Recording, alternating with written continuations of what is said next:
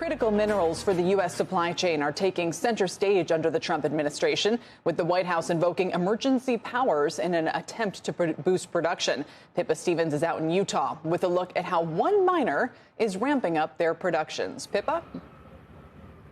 Good morning, Kelly. I'm about 40 minutes from downtown Salt Lake City at Rio Tinto's Kennecott copper mine, where work is underway 24 hours a day, 365 days per year. Now, copper demand is forecast to double by the middle of the next decade, according to S&P Global, and Rio is constantly spending to extend their operations. We got an inside look at what exactly that entails. Take a listen.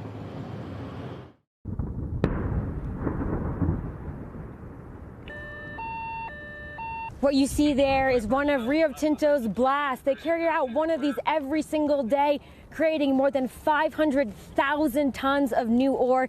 That's equivalent to 10,000 humpback whales. There were 120 holes drilled there with 1,600 pounds of explosives per hole.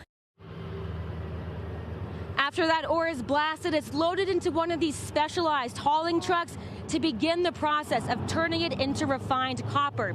Now, this operation alone supplies 20% of the U.S.'s refined copper, and Rio's in the process of extending operations on its northern wall in order to extend the life of this mine further into the 2030s. Now, they also have what could be a much larger project down in Arizona. That's the Resolution copper mine. But after more than 2 decades as the primary operator and spending in excess of $2 billion, they have yet to break ground there, showcasing just how difficult it is to get a mine like this one off the ground in the United States. Guys?